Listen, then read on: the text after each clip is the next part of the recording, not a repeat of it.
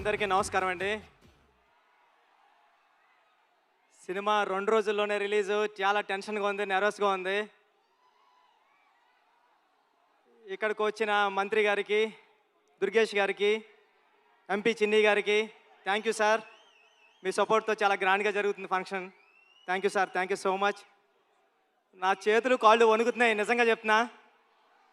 మాట్లాడేసిందంతా పెద్దోళ్ళు మాట్లాడేశారు. కానీ చెప్తా, 5 సంవత్సరాల తర్వాత, ఉప్పెన తర్వాత 5 సంవత్సరాల తర్వాత మళ్ళీ ఇంకో సినిమా చేశాను నేను. ఉప్పెనకి నేషనల్ అవార్డు వచ్చింది, చాలా డబ్బులు వచ్చాయి ప్రొడ్యూసర్ గారికి నాకు కూడా. ఇన్ని సంవత్సరాల టైం ఎందుకు తీసుకున్నావురా అంటే అది ఓన్లీ పెద్ద సినిమా కోసం తీసుకున్నా. ఇక్కడే ఉప్పెన టైంలో నాకు విజయవాడలో చాలా మంచి అనుబంధం ఉంది. ఒక్క నిమిషం మాట్లాడేస్తాం, ఫటఫట్లాడతా. చరణ్ సార్ వచ్చేస్తారు నెక్స్ట్.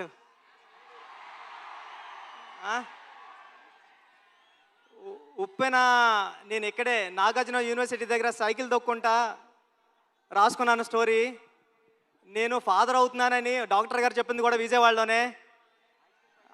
ఆ దుర్గామాత బ్లెస్సింగ్స్ నాకు ఎప్పుడు ఉంటాయని కోరుకుంటున్నాను. చరణ్ సార్, నేను ఉప్పెన అయిపోయిన తర్వాత ఎవరితో సినిమా చేయాలని టెన్షన్లో తిరుగుతూ ఉంటే నన్ను మీ దగ్గరికి తీసుకొచ్చారు మా గురువుగారు సుకుమార్ గారు. థ్యాంక్ యూ సుక్కు సార్, నన్ను చరణ్ సార్ దగ్గర కూర్చోబెట్టినందుకు తీసుకెళ్ళి. అంటే నాకు ఉప్పెన మెగాస్టార్ చిరంజీవి గారు ఇస్తే పెద్ది రామ్ చరణ్ గారు ఇచ్చారు.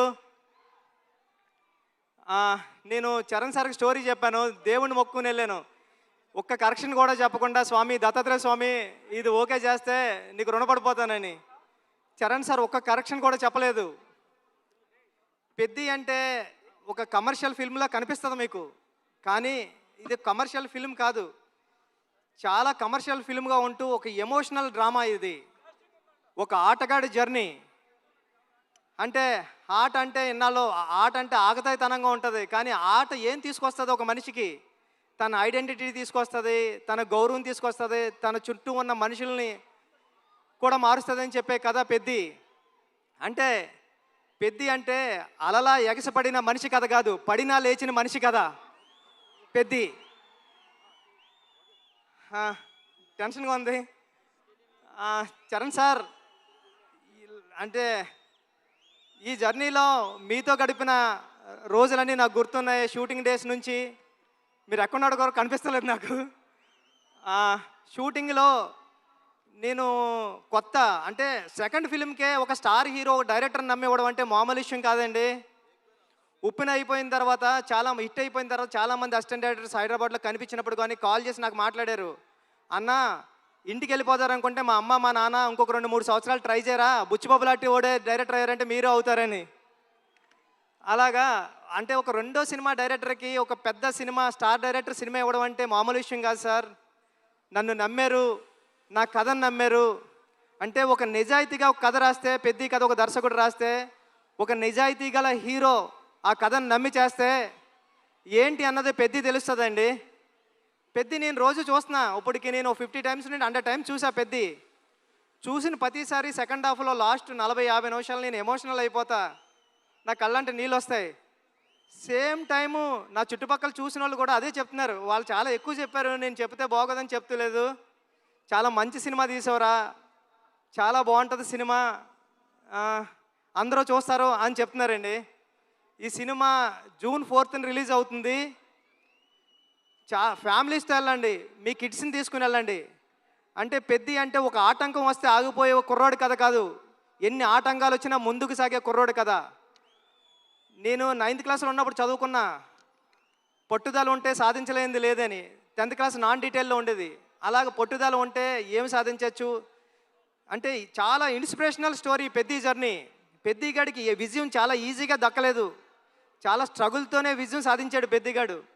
కానీ ఆ సాధించిన విజయం ఎలా ఉంటుంది అన్నది రేపు పెద్ద థియేటర్లో చూద్దరు. కానీ థ్యాంక్ యూ చరణ్ సార్, నన్ను నమ్మినందుకు, నాకు ఈ సినిమా ఇచ్చినందుకు.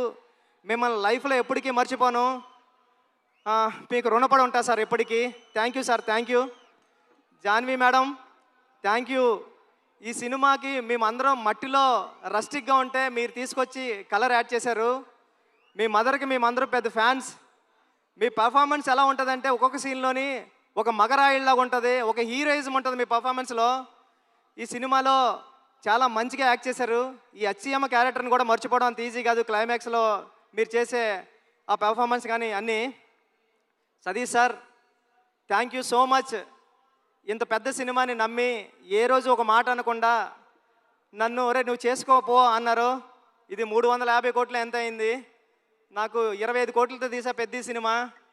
రవి గారు గట్ట ఉన్నారు, కానీ ఇప్పుడు ఇంత బడ్జెట్ సినిమా నాకు ఇచ్చారు. నేను జాగ్రత్తగానే చేశానని నమ్ముతున్నా, ఎందుకంటే మీరు ఎప్పుడు నవ్వుతానే స్మైల్తోనే ఉన్నారు. Thank you sir, thank you so much. Jagapathi Babu గారు, అంటే హీరో గారిలో రామ్ చరణ్ గారిని ఎలాగా నమ్ముతారో దీంట్లో అప్పల సూర్య అనే క్యారెక్టర్ ఉంటుంది. అది చాలా చాలా మంచి క్యారెక్టర్ అండి. అప్పల సూరి ఫస్ట్ హాఫ్లో అప్పల సూరిని హీరో గారిని ఎంత బరువైన హృదయంతో మోస్తారో అప్పల సూరి క్యారెక్టర్ని కూడా అంతే బరువైన హృదయంతో మోస్తారు. అప్పల సూరి సీన్స్ వచ్చినప్పుడు మీ కళ్ళంటే నీళ్ళు తిరగకపోతే నా పేరు బుచ్చిబాబు సానయ్య కాదు. దివ్యంద్ గారు, love you so much brother. మీ మిర్జాపూర్ సినిమాకి నేను పెద్ద ఫ్యాన్, మీరు రైల్వే మ్యాన్ కానీ అని. Thank you so much sir. మీరు దీంట్లో పెద్దలో పార్ట్ అయినందుకు, ఆన్ బోర్డ్ అయినందుకు thank you so much sir. మీరు చాలా super actor. Love you sir. రండి సార్. ఈ విజువల్స్ అందరూ చెప్తున్నారు, చెన్నైలో నేనుండి రెహమాన్ గారి దగ్గర ఉండి చేసినప్పుడు చెప్తున్నారు అందరూ, ర్యాండీ గారు చాలా బాగా తీశారా, పిక్చర్ అదిరిపోయింది అని. Thank you sir. నేను రాసుకున్న 10 అక్షరానికి ప్రాణం పోశారు. చరణ్ సార్ పర్ఫార్మెన్స్ అంతే నెక్స్ట్ లెవెల్లో చూపించారు. మీరు పెట్టే బ్లాగులు ఎంత బాగున్నాయంటే అది రేపు పొద్దున్న సినిమాలో ఆడియన్స్ అందరూ విట్నెస్ చేయాలని కోరుకుంటున్నాను సార్. సార్ అవినాష్ కోలా గారు, థ్యాంక్ యూ. చాలా సెట్లు వేశారు, ఒక 20 సెట్లు వేశారు. వేసి చాలా మంచిగా న్యాచురల్గా తీశారు అవినాష్ కోలా గారు. ఆర్ట్ డైరెక్టర్ అవినాష్ కోలా గారికి థ్యాంక్ యూ. ఏకాంబరం గారు, కాస్ట్యూమ్ డిజైనర్ ఏకాంబరం గారికి చాలా న్యాచురల్గా తీసుకొచ్చారు, ఆయనకి thank you. A R Rahman sir, మీ చికిరి రై రై రారా హలో హలో అన్ని పాటలు హిట్. బ్యాక్గ్రౌండ్ స్కోర్ మీరు కొట్టినప్పుడు చాలా స్టైలిష్గా చాలా మాస్గా ఉంది. Love you sir. ఈ సినిమాకి మీరు మ్యూజిక్ డైరెక్టర్గా చేయడం అన్నది నా చిరకాల వాంఛ కోరిక, అది తీర్చారు. Thank you sir. Thank you so much. Charan sir, మళ్ళీ once again love you sir. మీరు లేకపోతే బుచ్చిబాబు లేడంతే. పెద్ద మీరు నాకు ఇచ్చారు. లైఫ్లో ఎప్పటికంటే నేను మాట్లాడలేకపోతున్నాను, నా చేతులు తిమ్మిరెక్కుతున్నాయి సార్. అంటే నర్వస్గా ఉంది. జూన్ 4న ఈ సినిమా వస్తుంది. మీ ఫ్యామిలీతో వెళ్ళండి, మీ కిడ్స్ని తీసుకెళ్ళండి, చాలా బాగుంటుంది. చాలా ఎమోషనల్ అవుతారు, చాలా ప్రేమిస్తారు. పెద్దిని ప్రేమిస్తారు, పెద్దిని లవ్ చేస్తారు, పెద్దితో ఆడతారు, పెద్దితో పాడతారు. పెద్ది మీ ఇంటికి వస్తాడు, ఒరే భలే చేశాడు రా చరణ్ గారు అని చెప్పుకుంటారు. ఒక సెకండ్ హాఫ్లో 4-5 సీన్లు ఉంటాయండి. చరణ్ సార్ పర్ఫార్మెన్స్ ఎలా ఉంటుందంటే మీ కళ్ళంటే నీళ్ళు రాకుండా ఉండవు. Charan sir thank you sir. June 4న థియేటర్స్లో కలుద్దాం, ఎమోషన్ అవుదాం. Thank you sir. Thank you so much. Thank you sir. Thank you. Buchibabu గారు, వెళ్లే ముందు I know you're very emotional already. అయితే వెళ్లే ముందు ఒక క్వశ్చన్.